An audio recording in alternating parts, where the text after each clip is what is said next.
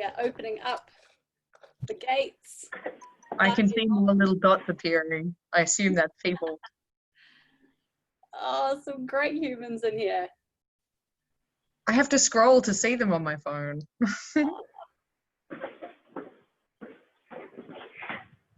Hey, I recognize some faces. Yes. Oh, that's right. I'm on the door. Got to admit people in. I get so excited and then I forget I'm the bouncer.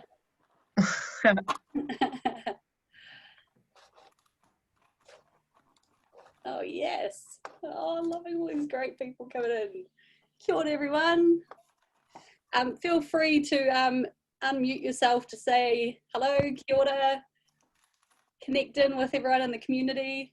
If you Hi, Cheryl. It's Sue here from Mitre 10. How are you? Hi, Sue. Oh, lovely to hear your voice, Sue. Well, I just come to see you again. Yes, great. Do I get to see you? Where are you? No, I have them here. It's all good, Sue. You can turn up and Awesome. All right, slowly letting everyone in. I'll give it another half a minute and then we're just going to get straight into things and I'll just keep letting people in as we go. There was also a question that had come through on the Meetup app saying, hey, look, I'm going to be 15 minutes late. Is it okay for us to join late? Totally. You can join these sessions anytime you like. The one thing I'll just ask is that everyone puts their mic on mute. And I believe I have the ability to actually override mute. I'm hearing Dan Randow. Might just have to mute you there. Sweet. So these sessions are completely set up so you can come in your own space and time.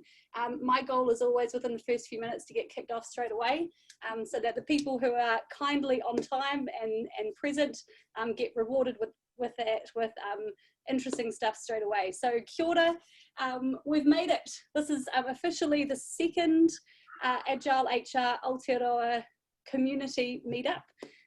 And the second is always a pretty cool milestone whenever you're creating or running an experiment, because it means that the first experiment didn't fail as miserably as it could have, and you're actually doing an iteration on it. So this is the very first one. Had some incredible speakers. We had Kirsten calling in from Mitre 10 up in Auckland, and we had Liv calling in from Trust Power in Tauranga, and we got to jam some really cool topics. We were playing around the concepts around change and about building trust. And this month we've taken a slightly different approach in terms of we've got one speaker this particular session, and we're going to hone in on a certain topic as well. We're going to create a bit of a combination. We'll have a couple of breakout room opportunities throughout the call. These are optional, so you can make a call as to whether or not you want to be involved. If you don't, you can hang out in the main area. I have got some feedback from people that sometimes when you're in the main area, it's a little strange because you're sort of sitting in silence. I might put on some lift music, but really encourage you, if you do feel like having a chat with someone, or if a topic comes up that you want to talk about, jump into those rooms and then you can come back. But it is very optional as to how you want to interact. Logistically, as I mentioned, microphones are off. If I see anyone that has one on, I do have the ability to mute you, so I'll just go in and I can mute you. And we ask, if you have the ability to turn your mic on and your hair is in a state you're happy to be seen on the mic, on the camera. The main reason behind this is we're trying to replicate best we can these in-person events online. And I personally just love when you can see faces. So again, not a requirement, but if you have the ability to turn on your phone camera or your work camera, would love to see your face, especially in the breakout rooms. It just makes it so much easier to connect with strangers when we can see that as well. So completely up to you, do it as you like, but it does help us build it. Speaking of which, if you have the ability right now to go on to gallery view, so that you can see, and depending on what type of device you're on, you may or may not be able to see too many faces. But I really love kicking off these sessions with just an opportunity to smile and check out the other people that are in this space right now with you. and just take a moment to glance around and look at some of the people that have arrived. Give them a smile, give them a bit of love, notice some interesting backgrounds that are probably part of it, some ways all of a sudden you're kind of realizing, oh, there's that person, they're on the call. This again is part of us wanting to bring together this community, and just remembering that while we're all in our own spaces, for this next 54 minutes, we're in a space together. And so welcome into it. It's awesome to have you here. Speaking of iterations, at the end of this call, I will put a link in the chat channel to a feedback form. Because we're iterating and changing these every single time, love your feedback, really appreciate it. Thank you to those who gave feedback last time. We've already made some changes. So if you notice things throughout the session that you think, oh, you could probably improve that a bit, or really loved that, there'll be an opportunity for you to put that into the feedback. Really, really appreciate that as well. Quick one also on comments field. So hopefully if you have used Zoom before, you know there's a chat function within it. Please use that chat function for sharing your thoughts and questions throughout the session. Today is going to be a little more freestyle, so we're going to be touching on different themes within the main topic, and we're going to be taking questions throughout it. So as you put questions in, I'll be filtering through those and sending them through to our speaker. So feel free to use that chat channel as you like, with obviously the respectful, kind, looking after each other way that you would at a real person event as well. And then last of all, emergency procedures. As some of you may know, Zoom bombing is a real thing and a real challenge and problem. Oh, I've got to remember to keep letting people into the room. Zoom bombing is a real thing. What I would like to give you permission to do is, if you see anything, I might just make sure everyone's got mics muted. If you've just joined the room, if you can make sure your mic is on mute, that would be wonderful. If you see anything being shown that is inappropriate, can you please turn on your mic and let me know? I'll be doing my best to make sure that I keep across that, but I do know of scenarios where that permission wasn't given and it went on for quite a bit of time before someone said something. So if in the scenario that we are bombed, I've done a whole lot of security things to try and avoid that, but in that scenario, please turn on your mic, let me know, and I will just end the call instantly. I want to make sure that no one's exposed to anything. So if you do see that, please let me know, turn on your mic, whatever you need to do. I just want to make sure that we're all safe. All right, before we kick into our incredible topic and our incredible speaker today, I just wanted to give everyone a chance to take a big, deep breath and pause for just a moment. I don't know if you've had the chance to do that today or this week. If you also have been sitting at a desk for the whole week or day and using your fingers a lot, this stretch I find is like heaven on your fingers, to flip them the opposite way if they've been busy typing and on a mouse. And just making sure that your body's got a bit of love. And just taking a moment to take a breath, feel your feet on the ground wherever you are, and be present in this moment. This session is for you to hopefully connect, learn, and you may even have a chance to teach others as well. So really, really, really, really grateful that you're here, and we're going to kick things off. So our speaker today is someone that I'm very fortunate to get to speak with on quite a regular basis. You know, when you meet people and you go, oh, I like what you're about. The way that you think about things is how I think about things. And can we just hang out and talk about these things? So Kate Champ, I met probably about a year ago now when I was doing some work with Westpac as their coach of coaches. And Kate got flown over from Australia, working with Westpac Group in Australia and Sydney. And she was brought over to run some cultural training for us and our coaches. And the moment she came in and started sharing her passion, I instantly knew she was someone that I wanted to connect with and keep the conversation going. So her and I meet regularly online. We talk about all sorts of topics that are randomly off track. So this is probably good to have a session where we actually have a topic to stick to. But when I was looking at different speakers to bring into this community and this group, for me, Kate is a given, because not only does she have this incredible knowledge and experience within business and understanding really large organizations. We're talking Australasia's oldest bank, and we're talking on a massive scale with Westpac Group. She also has this incredible knowledge around people. And I remember when I first met her, she talked about studying anthropology, I believe it was, and that was her current topic in her jam session at the time. And I was like, how do you bring all of these things together and actually use this incredible knowledge to help structure these organizations and looking at the culture within it? So I thought I would open it further than just her and I jamming on these sessions and bring it to everyone today, and bringing in that topic as well around why go agile.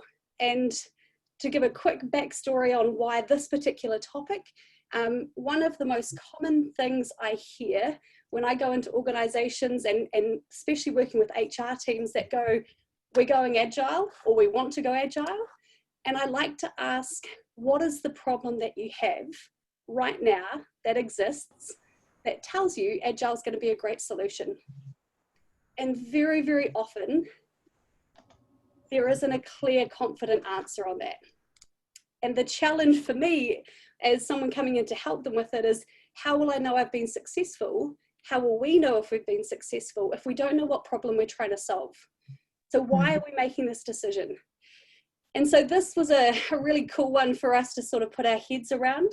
I would like to now open the floor and welcome in Kate Champ. Welcome, Kate. Hi. It feels weird. I don't have anywhere to like walk onto or anything, but I'm right here, ready to go. Yay! The crowd goes wild. So Kate, you're calling in from Sydney. Yep. You guys have been remote for the last couple of months as well, but today you've actually gone into the office. Yeah, exactly. I have been fully remote until some stuff happened that meant that I had to be actually in the office physically today. So happened to be the one day that I've found a meeting room to sort of hide in, although it seems like there's a lot available at the moment. Ah, right. A nice solution to a problem that many of us have had. Yeah. So as I mentioned, we often talk about this intersection between organizations and large structures, the introduction of agile, and obviously when I first got to meet you, agile had been at Westpac for a number of years, but there was a sort of a next iteration that was happening. We had an entire community of coaches coming on board. We were building different structures and starting to look at the rest of the organization and how it folds into what we'd sort of developed and created within the technology part of the organization. And what I loved is when we started talking around this, the perspectives that you brought around the cultural element of this, and from within the HR team. Now, what's your team actually called that you sit within at the moment? Funnily enough, I've just gone through a few org changes, but my current team that I sit in is actually called Coaching and Capability, as part of our enterprise transformation team over here in Australia. So it's kind of I should specify, the work that I'm doing at the moment right now is purely Australian focused. The work that we did where you and I got the chance to meet was actually purely New Zealand focused, which was a really fascinating opportunity to work in two very different cultures, largely influenced by obviously country, but scale and background. And yeah, I think it's been fascinating to be able to compare and contrast those two circumstances in the work that I'm doing right now versus the work we did in New Zealand. Yeah, so you've got within the coaching community, how many people are within that part? Actually, I would say the coaching community here is a lot more dispersed than it is in New Zealand, only because New Zealand had sort of been able to start that journey on agile within technology and stuff, as you said, a bit earlier on. So the coaching community here, even though I work in a team called Coaching and Capability, we're actually still relatively in the infancy of getting the same kind of setup here that you have in New Zealand. Whereas in New Zealand, like coming in and being a part of that was very much right on what felt like the start of the roller coaster as you were really looking to scale from technology to the rest of the organization. So I remember it being a distinctly great vibe, having that many people come in and be super enthusiastic about it.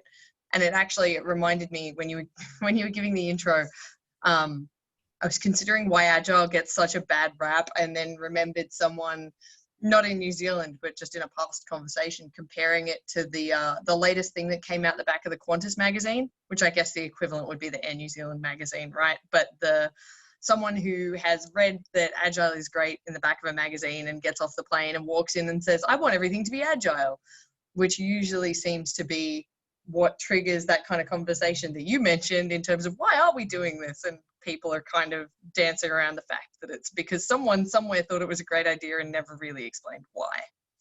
Absolutely. Can I just get a quick show of hands for those that have got a camera on? Has that been a line that anyone has heard before around, I've heard it might be a good thing for us to do, don't really know, but yeah, okay, cool, awesome. We're in good company in terms of in company of people that can understand or experience that challenge on the back of a wonderful Air New Zealand magazine or something that's given them a great inspiration, but they haven't yet actually had a chance to look at why might this be of value.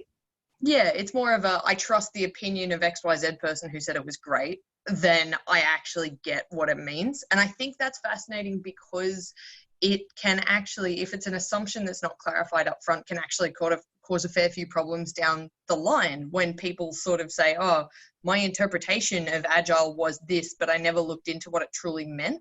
Because I think a lot of people, when we describe Agile, can go pretty quickly to tribes, squads, however, we're going to have small cross-functional teams doing stuff.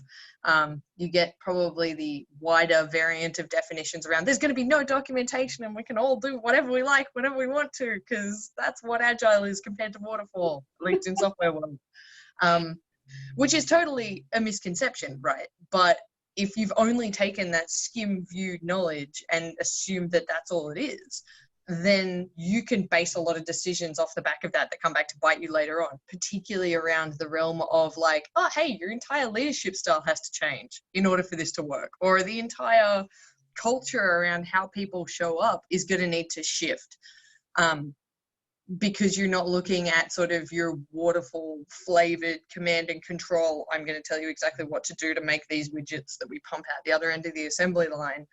It's instead a lot more about empowerment, which if you lead with that in a conversation can suddenly have some people feeling more uncomfortable than others in terms of, you're telling me my people are going to run wild, do whatever they want, be empowered to do so. And in a highly regulated industry, like that's not what we can afford. That's not how we need to work for the safety of our customers. So yeah, it reminds me a bit of an allergic reaction, which I see relatively often. Yeah. It's so relatable. I can just think of the number of conversations hearing those same those challenges. Yeah, we don't want all of that stuff. Can you just go faster? Yeah. To be fair, I get exactly the same sort of response when people tell me to come in and fix their culture, and I start talking to them about the stuff of like, well, maybe your structure needs to change because this structure doesn't empower anybody. And they're like, no, I just want you to fix the culture. I want to get a higher engagement score, but I don't actually want to substantially change anything that might impact that. I just want some morning teas or whatever that are going to make people rate me more highly. Yeah. But building on the sort of previous point, one of the ways that I have found to start having the conversation with people who might have less willingness to engage with the softer side of Agile, and I mean that purely in terms of like the people skills and cultural shift side versus the structural and process side, is actually to anchor it in things that feel more tangible and relate that back to the intangible. So one of the first things that I would probably talk about in terms of that context is that Agile is really amplified in its success when you have psychological safety throughout the teams. But if I walk into a room and just say, hey, leaders, you need to start creating psychologically safe spaces, depending on the kind of leader group I'm talking to, you might get a reaction that's like, are you kidding me? I just need to hit XYZ profit targets, like, you know, you're not talking my language. So to shift that dialogue, having the conversation around how psychological safety is actually a prerequisite to information flow through your organization can be a radical game changer in terms of getting that buy-in to even open the door into why Agile is great. So I guess the best way of putting that would be, you can create all these Agile structures, tribes, squads, etc. And, you know, from a HR perspective, we can facilitate that. We can repoint people into chapters, all that jazz. But if I think of the information flow through your organization as like, you know, water or stuff, goop flowing through pipes, right? Because I'm a big fan of metaphors and analogies. What psychological safety creates is an ability for people to share the things that they are seeing that might be detrimental within the system, and also the good stuff. But like Amy Edmondson's work on psychological safety is amazing, because it refers to all these studies she's done around, usually I think she started looking at the medical field, around where doctors and nurses trying a new type of surgery or trying to, you know, complete a new procedure, if they'd all been taught it at the same time in a psychologically unsafe circumstance, if the nurses didn't feel comfortable due to the hierarchy and control sort of elements speaking up and saying, you know, I think we missed a spot, or I think, you know, that was Amy Edmondson for Erin. And her book is called The Fearless Organization, I believe, off the top of my head, but you can also get a bunch of her papers just in PDF form straight off the internet too. So she basically studied these circumstances and found that if a nurse, for example, doesn't feel comfortable saying like the pressure on that's too high, or that should be a green light and a red light, or something,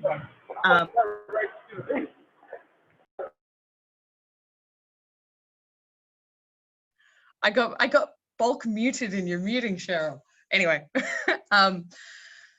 getting back to the story, if they don't feel comfortable sharing that, or the doctor doesn't create a space that is comfortable for people to share that, or where they feel heard, then the procedures failed a lot more. And people actually, in terms of successful procedures, there was a far lower rate. And in some cases, they actually decided to discontinue offering that procedure because they just thought it wouldn't work. Whereas the exact same procedures implemented elsewhere in teams that had higher psychological safety were actually implemented far more successfully, purely because they were able to all call out potential blind spots and things that might be going wrong.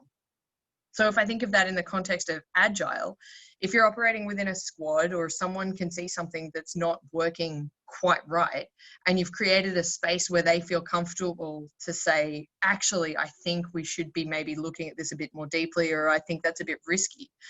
That's like having your information pipes through your organization be wide enough to be able to carry that information to where it needs to go. Whereas less psychological safety basically clogs up those pipes and limits that information flow. And if you're a senior leader and you're trying to make a whole bunch of strategic decisions about, you know, what we should be doing next or how we react in certain circumstances, getting that information is pretty vital. So it's actually in their best interests to do the soft skills work and promote that within their teams, so that they get the information they need when they need it and can make better strategic decisions as a result. So that would count for both Agile and Waterfall, or like, you know, any kind of way of working per se. But in Agile, you really, really gain the benefits of it in those smaller teams with some of the processes and rituals around sharing that knowledge. Yeah, and I love that you've kind of gone layer by layer there of why go Agile.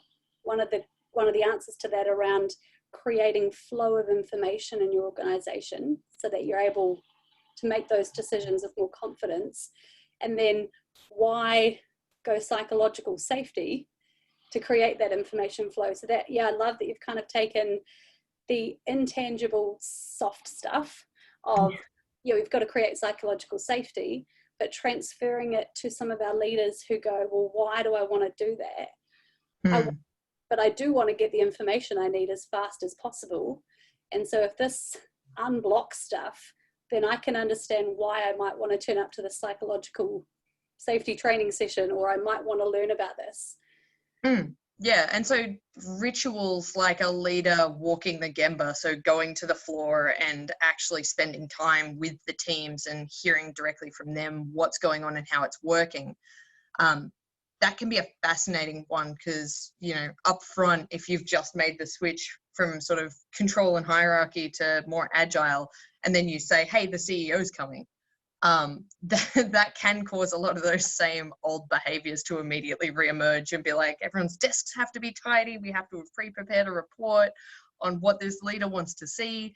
So even having the ability to talk to leaders, or really at any level, about considering how they show up within a space, particularly in an agile space where it's expected that they should be showing up differently. Trying it to something tangible like information flow helps make it real as to why that's of such benefit.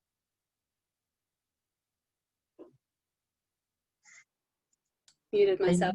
I guess. I guess that's our outcome, isn't it?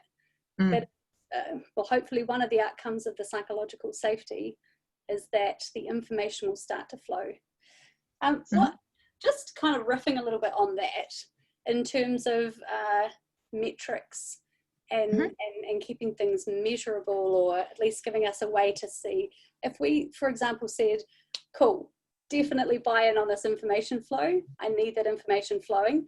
Willing to go and learn about this psychological safety stuff and face some things about myself that might be challenging as a leader.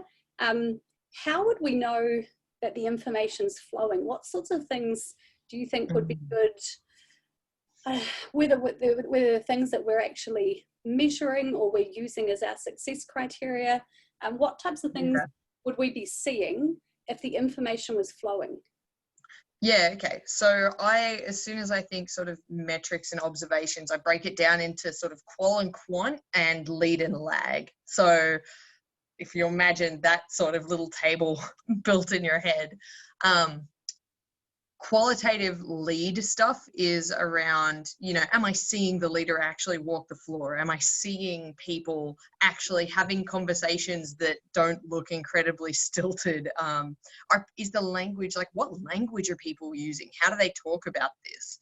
I, from an organization yonks ago, remember hearing someone describe leaders as continuously looking for whose throat to choke. And so that kind of thing wasn't in any recent circumstance, but if I was wandering around in an agile circumstance or a place that had just gone agile and hearing that kind of language, that immediately sets off to me that, maybe, you know, the leaders that are showing up in this space aren't asking the right kind of question or are still bringing that control element through into these now incredibly personal spaces. When you're working in like a small agile squad, it's not like addressing 500 people at a time at scale and dictating exactly what you want done.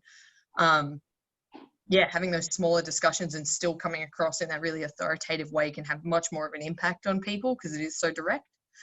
So that's qualitative lead. Qualitative lag would probably be similar, but shifts in how many, you know, or not how many, because that would be quant, but how do people show up to things like retrospectives? What behavior do they bring to that? Is it I have to attend this thing because it is in my diary and my agile coach or scrum master seems to get really annoyed if I don't? Or is it genuine sort of like people feeling safe to discuss things that aren't working? So if I was doing it in a longitudinal kind of sense, I would be looking at the retros of a team over time and saying, am I seeing a tangible shift in the kinds of things that they're raising? Where initially it might have been like, we're fine, everything's great, but, you know, we have this one small thing that really isn't a problem, through to being able to discuss stuff that's hard, and really poke at some stuff that isn't necessarily convenient or painless to poke at. But that courage coming through signals to me that we're doing a pretty good job at creating that safety. In terms of quant stuff, you know, you've got things like team health checks and all that kind of stuff that you can run as lag-ish indicators. Lead stuff would be things like, you know, how often are leaders making it around to walk the floor, all the way through to maybe how often or what percentage of my teams are actually hitting their OKRs. Because if they don't feel comfortable to say, you know, this is a completely unrealistic objective that you've set for us and we're never going to make this target. If they don't feel comfortable saying that as part of the actual planning process and they're continuously missing them as a result, then that would flag to me that there's potentially a barrier to speaking out there. Yeah. And I'm kind of sensing as well, certainly from an HR standpoint, and when we look at things around surveys, engagement surveys and cultural surveys, some of those questions around safety in terms of, you know, how comfortable or safe do you feel to share your opinions with your team, your leader, your leaders, you know, those sort of, because I imagine, to be fair, if the safety is low, then you don't get much insight from those surveys anyway. Well, so that's why I would always try to pair quant and qual, right? Because quant is going to tell you sort of what is happening and maybe to a degree how it is happening. But you're only really going to get the why from qual, which is stuff like, even as a HR person, wandering around and talking to people, or just, you don't even have to ask if you can sit in on these sessions or whatever. But what does it look like when you walk the floor, and are people regularly wandering around chatting to one another? Are they standing up at boards? Is there absolute silence? Is there shouting? Like, there's a lot you can start to learn even through casual conversations. Or, you know, if you wanted to be a bit more rigorous about it, setting up a way, I think of it, and this is probably a bit more advanced, you wouldn't necessarily be trying to do this from the start, but I think of it as like, how do you build a sense and respond mechanism within your organization, right? That is not, it doesn't exist like a strategy function to drive like, what numbers are we going to hit and why, but more of a, who's looking across your organization, particularly horizontally, to look for patterns and emergent behaviors that could be signals that you would be otherwise missing if you're just asking for the what and the how through surveys and such, and like measurements. Because even if it's a 50 question survey that I have to answer once a year, particularly if it comes out around the same time as either REM reviews or, you know, something that might be tied back to my leader's performance, you're not incentivizing people to actually provide genuine feedback. Like, I would say, if you think of the curve of like issuing a yearly or monthly survey or whatever, I would actually say my biggest read off that is not anything that comes back in the results, but how fast do people answer it? If you have to harass people to answer your survey, there's stuff that you're not seeing and you're not going to get it in that survey. The read of that curve is probably a better indicator for me as to where I need to go looking than the actual content at all. That's so funny. You said example. I once was asked to support an organisation to help them with a problem, and the problem was people are not responding to our feedback survey. And can you help us to increase the number of people responding to it? That's perfect, right? Because it's the perfect example of, are you trying to solve for the right problem here? Because I think the intent there sounds good, of like, we need to hear what people are saying and we're not getting a way to check in with them. Yeah.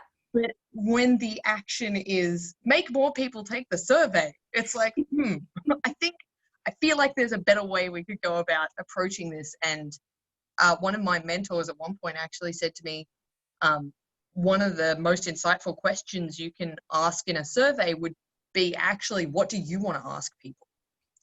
So if you can find out from people what they wish they were able to ask others, then that gives you a massive insight into where their heads are at, particularly on things that you would never have thought to ask. That's a revolutionary idea, is to take the templated engagement surveys, or whatever your survey is called, and look at how you can integrate some questions that are from the people that really want to know the information. Yeah. Yeah. What do you want to ask people? Mm. This feels like a nice, we've just kind of gone past half time, and I know we've got a couple more points around linking back into the why agile, and obviously this particular one could go on for a huge amount of time around one of the whys there is around information flow. How can we gain information flow, and using these techniques and models and an example of psychological safety can help to bring this stuff to the surface. So we might just take, say, 4 minutes for a breakout. We'll do 5 minutes. We got feedback last time that 3 minutes was too short. So we might just take 5 minutes for a quick breakout. And I really love, you asked that question, how do you build a sense and respond mechanism in your organization? And I love that it's not a prescription of it should be this, but how could you develop that sense and respond mechanism? And you sort of talked about those hidden behaviors happening right throughout the organization. How can you actually build something? And so perhaps if you're in this call and either you've created a mechanism or you're looking for ideas, this might be a cool little topic for us to sort of jam on. So what I'm going to do, as I mentioned with breakout rooms, you have the ability to join into a room, or you can hang out in this main area if you just want to take a 5-minute breather and little pause for yourself, completely up to you. I'm going to do breakout rooms of, we'll do 8 rooms, which will put 4 to 5 people in a room, because that way if a few people don't go in, then no one's left on their own. If you do end up in a room on your own, feel free to ping me and I can move you. I'll make sure no one's left on their own in their rooms. So we'll open up the breakout rooms. We'll hold 5 minutes for this. I'll send a message to everyone to say, it'll say you've got 1 minute left to go. So the question going into a breakout room is around the sense and respond mechanism. How do you build a sense and respond mechanism in your organization? Opening rooms. Have fun.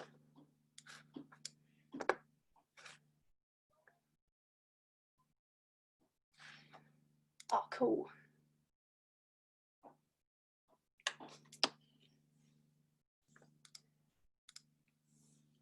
I love when people kindly put information from the session into the chat on behalf of someone else. Oh, that's awesome. That's a community looking after each other. Mm-hmm. Awesome. That's a brilliant question. It's all right. It's the question that I'm trying to work on and answer, right? Perfect. Is what does it look like and how do you make it successful, particularly in different cultures, which is where I think you're spot on. There's like outcomes, you could probably say. Yeah, you kind of, for a sense and respond mechanism to be successful, you could think of it like doing these things or achieving these outcomes, but it's going to look completely different across industries, across kind of cultures, across everything. Yeah, because in one culture it might be what your mechanism is really intrusive or feels intrusive in a certain culture, and in one organization it's too light and it's not. Yeah. Yep. Industry would probably bring a whole bunch of different layers to it as well, in terms of what it actually, where maybe your hot button points were, and also how do you, basically kind of reminds me of like an independent research organization within an organization, because you'd have to be truly successful. I think you'd want to be somewhat agnostic from leadership structures. You don't necessarily want, like coaching, right? You need to have that relative impartiality of, this is purely research based. We are seeing these behaviors. Yeah. We've gone and dived into, or we saw these numbers, we saw these patterns, we went and did qual research and found out the why, and we're seeing a trend of blah. Yeah. So now how do we address that? And they're like on a safe island where no one can coerce them with trying to limit the visibility of certain things. Yeah. I mean, even putting that within HR, you'd have to be sensitive to the perception and culture of HR within your organization, because if HR was perceived by the rest of the organization as, having a specific purpose, trying to do this would just be like, oh, you're looking at where to cut headcount, or what, like there could be any number of different cynical answers to that kind of jazz. Hey, do you want to, we've got about 2 minutes, do you need to like get a drink or your No, I'm good. Awesome. I'm okay. Awesome. I'll just send a little 2-minute ping. Can I do a chat? How do I do the chat thing with the groups? Broadcast message tool. Yeah. Let's see. 2 minutes to go. Smiley face.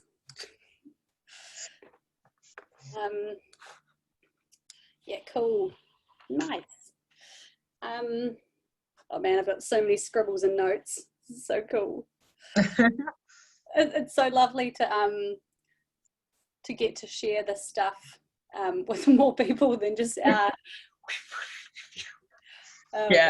I keep, every now and then I keep forgetting, I'm like, oh, that's right, there's people actually listening into our conversations. Yeah, well, particularly because on my phone I only see you unless someone else's mic is off, so I'm just like, oh, it's just our casual chats all over again. I love that the post-it notes in the background match your hair. Oh, yeah. So the post-it notes in the background match my hair, and this is sort of the next color that I'm going to be going towards. So we're making our way slowly from yellow through green to like a teal. Yeah, you're going to need to get a whole new set of post-it notes. I know, right? That would be such a hilarious brand thing for you. It's like, I only use the color post-it notes of the color of my hair. Oh, if I could get an endorsement from like the official post-it note company, that would be cool. That would be so cool. They could actually release new colors of post-it notes based on. And I'd dye my hair to match. Yeah. Exactly. What season is Kate in this month? Oh, we're going to have to release. Oh, it's so true. It definitely makes me findable through the workplace. Because it's just like I can see you from across the other side of the floor or walking through the hallways. It's like, there she goes. Or you've got to just get a hat. Well, like, yeah. I mean, conspicuous. After having bright red hair for so long, when I finally changed it to white, it wasn't rioting, but it was pretty intense. As people were like, how do I find where you are now? I'm looking for the wrong color. Awesome. Kia ora and welcome back, everyone. Hopefully, again, we'll send that little feedback form at the end of the session. We'd love to know how that felt in terms of the timing of that session. Extended it out a little bit more. If the conversation was awesome, I'm sure it didn't feel like long enough. But hopefully you've connected with a few people in the community and you can keep this conversation going as well beyond today. I'll just do a quick mute all. And then unmute myself. Right, I'm getting better at this. Awesome. So actually, before we kind of jam in, if anyone has anything that's come up that they feel is really, they're really keen to share it, more than happy to open up. I see Horia's hand's going up. Yeah, I think there's an interesting insight here that might benefit from Kate's perspective. Our proposal is that it is insufficient to make the environment safe. Because there's a state of learned helplessness where if I'm scared, I'm still scared. No matter how safe you make the environment, I'm still not going to speak up because I'm scared.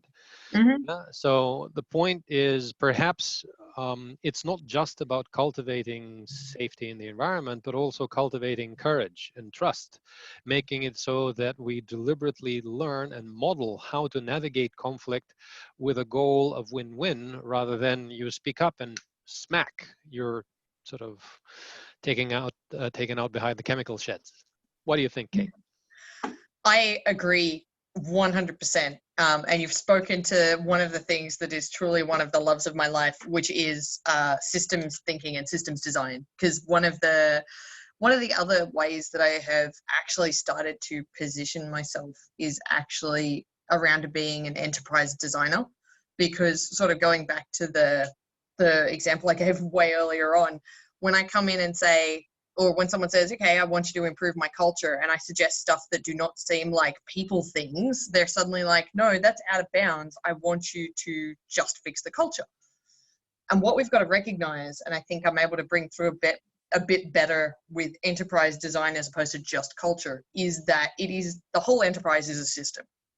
So when we talk about going agile, exactly to your point, if you just create those circumstances for psychological safety, and yet you don't change any of the structural or procedural or like interaction points or rituals around how people are able to show up, all that kind of jazz, then you're not actually going to get any of the benefits from unlocking that, to your point. Because if I have worked in an organization for 20 to 30 years and leadership has looked like X, and let's just say that X, for this example, putting it way at the end of the spectrum, is like shouting and thumping on tables and really loud command control, do it my way, because that's what being a big boss leader looks like. I have literally spoken to people who have said to me, I've been here through 5 CIOs, I'll be here through 5 more. Like that kind of person is not going to be swayed through just me running one psychological safety session and being like, yay, agile.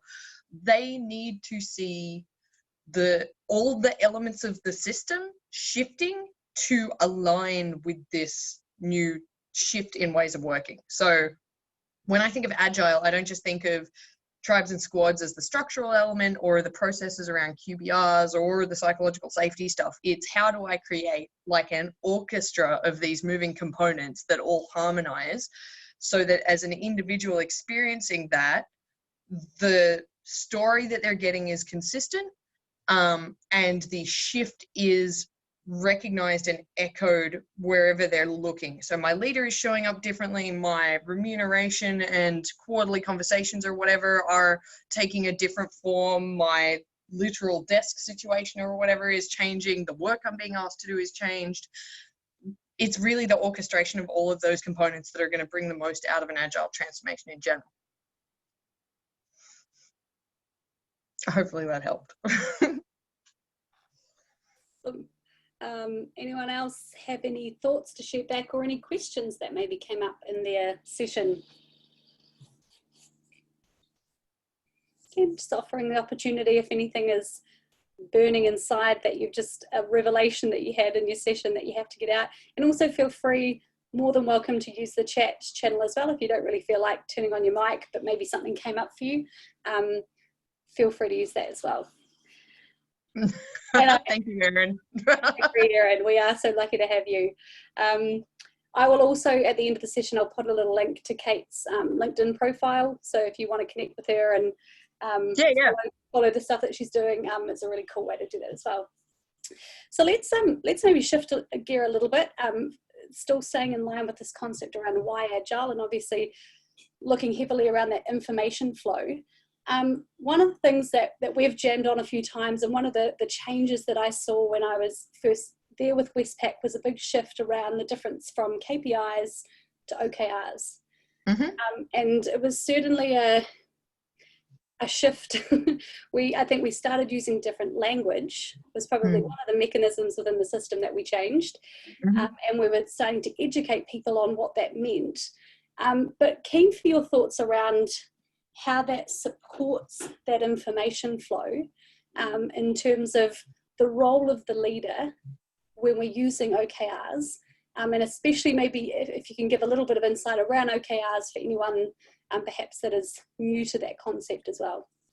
Yeah, totally. So to start at the very beginning, an OKR is an objective and a key result. So it's really like a paired set of things of what's the actual objective that you're trying to achieve, and in terms of key results, what measurable things will I be able to say have contributed to achieving that objective. So if my objective is to, I don't know, in a banking context, try to gain a greater share of home loans amongst a certain demographic or a certain area. I won't lie, I am totally not a banker, like in the traditional sense, so I'm totally winging some of this. But if that's your objective, your key result might look something like we're seeing a shift in these numbers, and it might be we're seeing more uptake, we're seeing fewer people changing home loans to other companies, and we're seeing a greater satisfaction with the home loan process or stuff. the whole point of using OKRs within an organization is the ability to sort of nest them and roll them downwards. And I will freely admit to being a super nerd. And one of the best examples that I've ever seen that illustrates this was actually using a Star Wars example where it looked at like the Emperor's OKRs and how all the people sitting underneath him would take them and run with them, and how all the people sitting underneath them would take them and run with them. So you think of it as like, if those are my home loan OKRs and my role within the organization actually sits underneath one of those areas, maybe I am responsible for campaigns that are bringing in new customers, then my own set of OKRs would be about how can I contribute into moving or achieving those key objectives and key results for that layer above. And in my marketing, going out to the audience kind of sense, maybe it's we're going to do this much research, we're going to refine this many different offerings and whatever. So the nested approach to OKRs allows you to directly trace down how different teams and individuals are going to be contributing into the achievement of those objectives. I think that's really useful because it gives you a flow that you hadn't necessarily had before, where you just sort of assumed to a degree that a lot of teams were contributing in. And for the most part, they were. But particularly the more you scale an organization and you look horizontally, you might actually find that different areas are working at cross purposes because their sort of strategic direction and such has never actually been aligned. The OKR and paired with a quarterly business review process, so a QBR being the point at which you basically cycle through them, check that everything's aligned, set new OKRs, look at whether you've been able to achieve your previous ones, etc. Having that quarterly review process paired with the ability to trace all the way down and back up, and in that, if we're talking to the information flow piece, the ability for a team at a lower level to say, hey, actually, that's achieving that way isn't going to work. We would recommend doing it this way instead. Letting the teams own the how and changing the leader's focus from my job is to instruct you on what to do to being my job is to sort of give you the direction and trust that you are going to be able to be the best people to work out the how, because you know the systems, you know the details, you're much closer.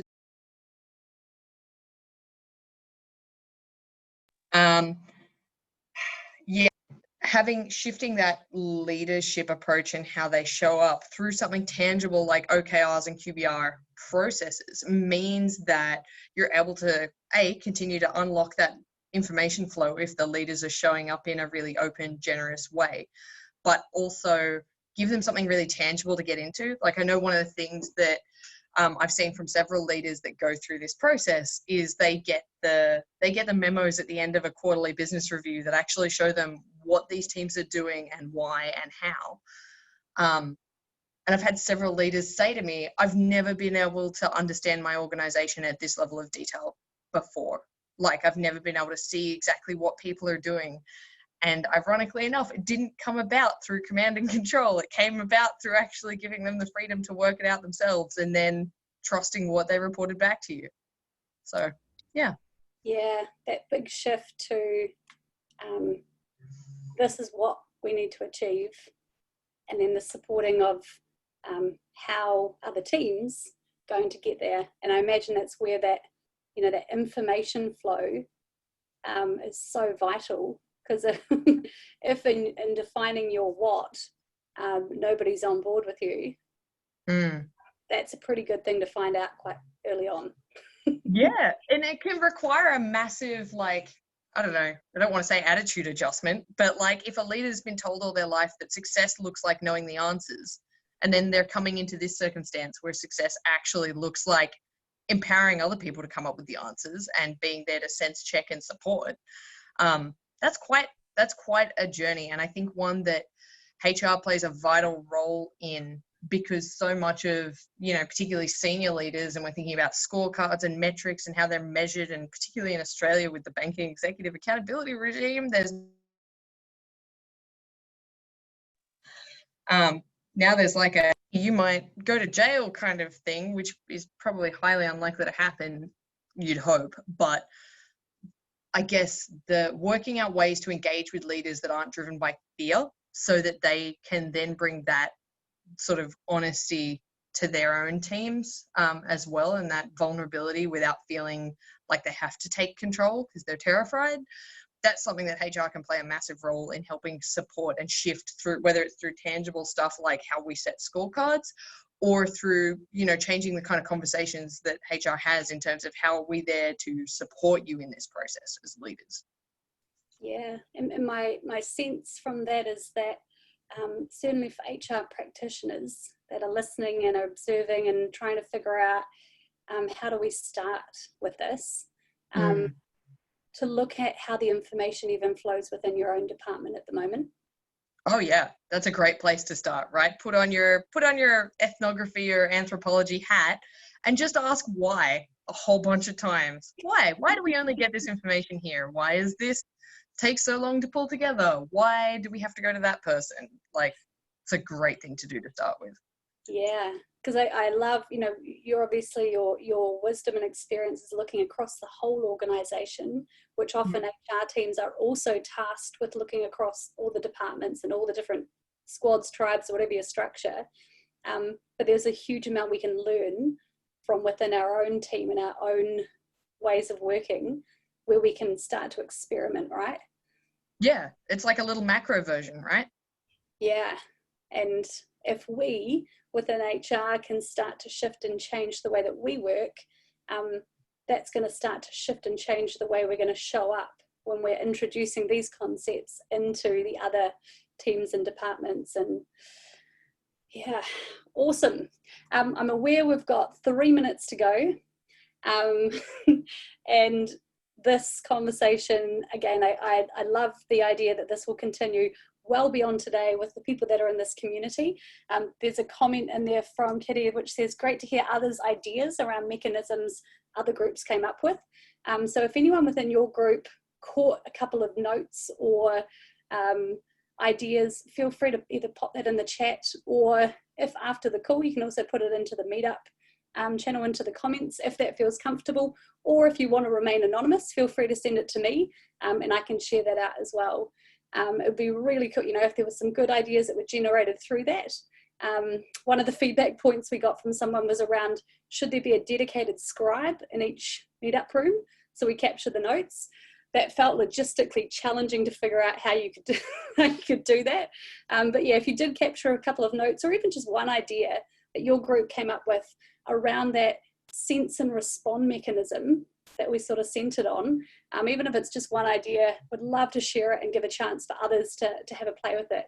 Because I guess in sort of conclusion of all of this, one thing that Kate and I always align on is that this stuff is experimental and there is no one mechanism, right, for all organizations. Yeah, nothing's ever going to be a one size fits all. You need to know your own culture, know your own perception, like what biases do you or different groups in your organization bring to the table, structurally, industry wise. Yeah, there's so many variables. So highly encourage working out what works for you through experiments.